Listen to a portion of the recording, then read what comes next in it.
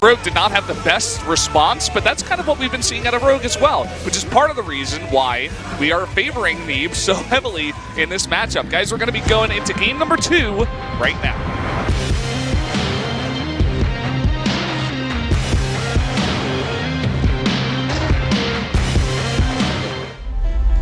얼어붙은 사원으로 떠납니다.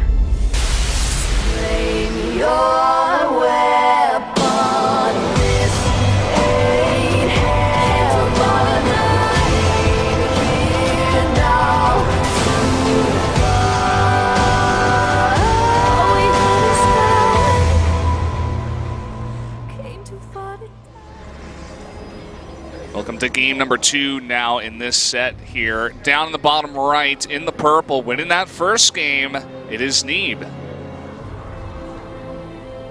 And to the top left in green, his opponent, it is Rogue.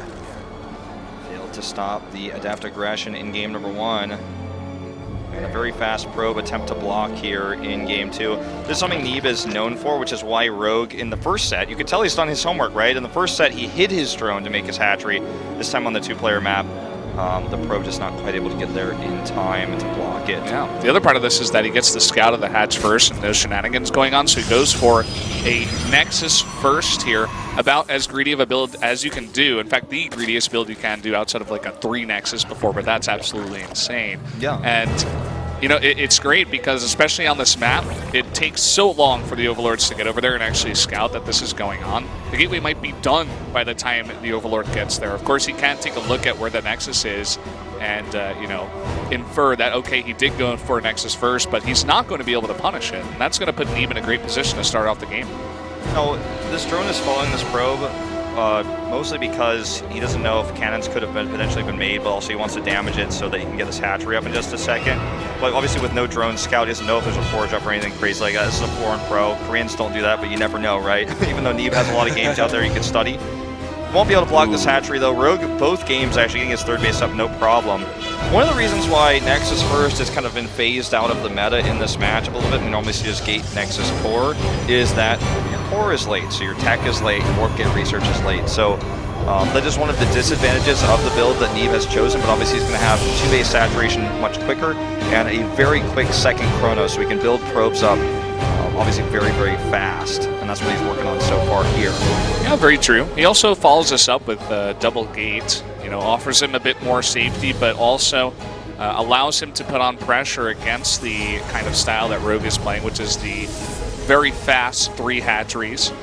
And no doubt in my mind that well, actually, let's wait and see. I don't want to call anything too early, but Neeb, you know, he's so into those resonating glaives. I wouldn't be surprised. Okay, there we go. The Twilight Council comes down immediately. He throws it in the face of the Overlord. He's like, no, I'm not even going to put that in my main. I'm just going to show him because, you know, it seemed like he didn't really have a too good of a time in that first game against it. And he knows that I love that style of play anyway. Yeah, and this time as well, Rogue is making quicker lanes. He's responding faster. He's setting up to shut this down a lot harder than, well, shut it down, period. Last game he didn't really shut it down at all and died. This is a different type of pressure than what we saw in the last game, obviously, but the response here I feel a little bit safer from Rogue. He's already building up some lanes. He's even getting Burrow, in fact, which can trick Adept Shades should he decide to do that. Also can block the third base, which this is mostly for, but imagine Shades think they're safe going to the mineral line, then suddenly a bunch of Lings pop up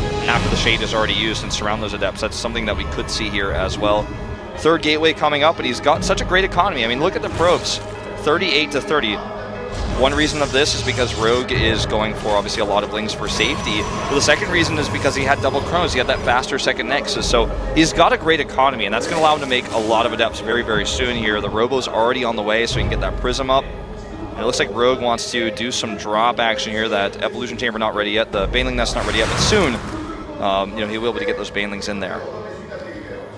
Very true. We'll see if Neeb has a good reaction this time as well. In this game, it is a 2-player map, and obviously the Burrow is going to keep that third base away from Neeb for a very long time. So we're not seeing the kind of same build that we saw in Frost, where he got that very early third base while pressuring with the Adepts. So Rogue a bit more in control of the map this time around, especially once these drops come out. Let's see if they do that damage. We do have a Dark Shrine on the way, and still a lot of Adepts have been made. Resonating Glaives about to finish here. Okay, it looks like something happened over here. I think just the Overlord was attacked while we were checking vision. No drop or anything like that. The drop that we should be looking at is one at the bottom here that will occur in just a moment. Neeb is focusing on micro right now. There are a lot of Banelings here. Committing here would probably be a mistake. Does cancel that, and let's see how quickly he reacts to this again.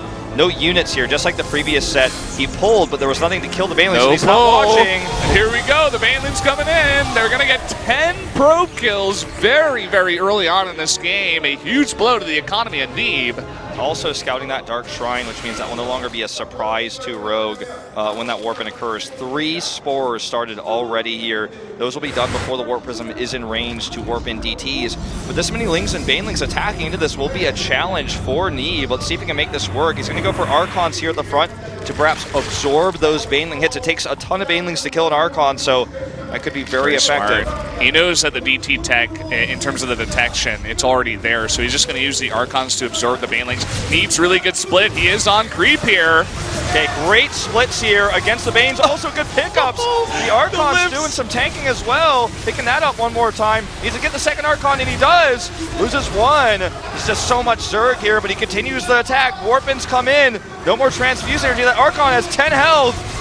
Oh, and it is going to go down. The splits here are solid. Okay, that last Baneling hit pretty amazing, but not a follow-up one. And the thing is that he has another warping coming in here. He keeps the majority of his Adepts alive. The Archons, they did their job.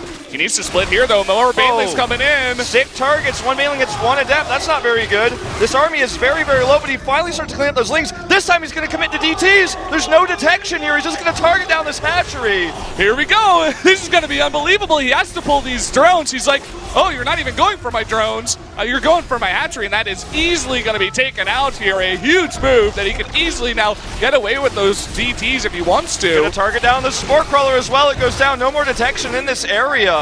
And now, finally back at home, Neeb can transition into a third base. And these DTs could obviously become Archons that can continue to poke here a little bit with no detection on the map. You can harass with those, you can try to kill some drones, you can just warp them into 2 more Archons, then harass drones with the Archon drop. He's going to take control of the top of the ramp here with these pylons so that he can hold his base. Rogue's economy is sub-zero right now. He's in such a bad place. So the next likely follow-up would be to attack, but he doesn't have enough units for that either. So Neeb, with that hatch snipe and with that really good trade in the fight, is so much so in a good position. Yeah, it was just such a smart idea. You know, maybe another lesser Protoss would have come in there and say, hey, I got Adepts in his main. I have a really big ball of Adepts. Let me make some more of those. And, you know, try to harass his third base, get some economic damage done. But he correctly identified. Nice harass here as well, gets away with that Warp Prism. But he correctly identified that there was no detection over there and that everything was out of position. And he's like, okay, I have this 15-second window where I can kill his third base and get so far ahead. And he went for the winning play. And that gets him so far ahead in this game. To be able to identify that quickly, I mean, it's the sign of someone who's really been practicing hard, has played so many games. There's to say, you know, I'm microing my Adepts right now. I'm trying to get them into an area where the Lings can't get service here. I'm thinking about 12 different other things I'm macroing back home. And still, I put my DTs on that. Let's see if he reacts here, though. Last time he did not very quickly. Okay, 6 workers killed this time. Still very solid harass, but it still doesn't equal out the worker count. 62 to 46 currently, a 16 worker deficit. Yeah, and on equal bases. The third base for Rogue isn't even saturated. He's desperately trying to get that saturated. He only just got that back up now.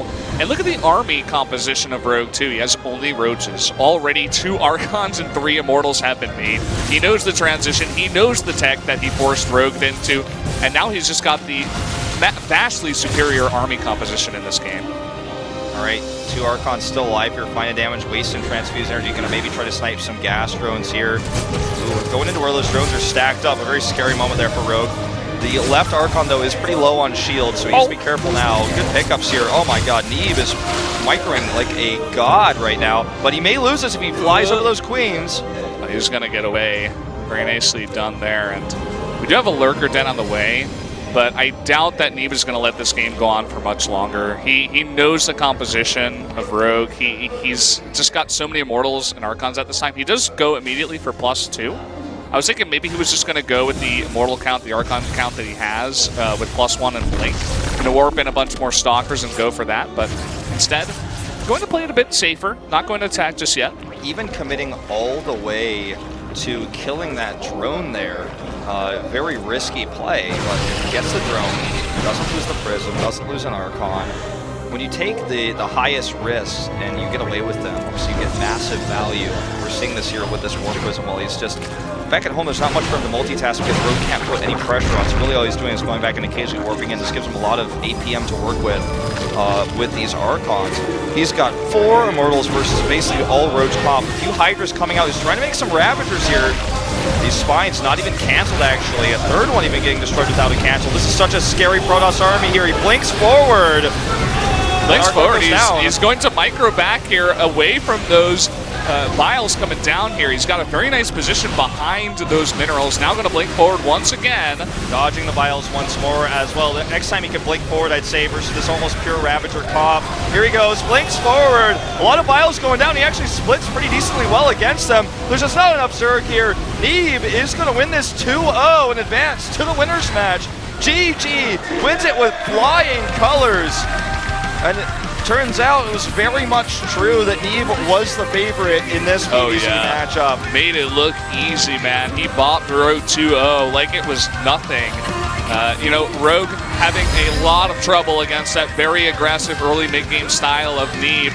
Just couldn't seem to deal with it, and even though he saw all the tech and he got a huge amount of damage done with the Baneling drop, he still wasn't able to deal with it because Neeb just outthought him, out-microed him, he outplayed him, right? He got those Adepts into the main, he was taking fantastic trades, the Archon play to absorb all the Banelings that Rogue had made, and then the DT warp in to snipe the third base. It was just, he was ahead in every facet once he was able to do that. You know, I feel like there's something, and everyone will agree with this, I'd say, there's something almost robotic about how Korean players play, where there's the build, there's the way you execute, there's the transition timing window. What Neeb did there was very different, you know, he transitioned in the middle of a push while controlling his army. Like, he was very, very well prepared to deal with the defense that Rogue had. He did something different. But guys, we're going to take a short commercial break. Before we go to that winners match, we'll be right back.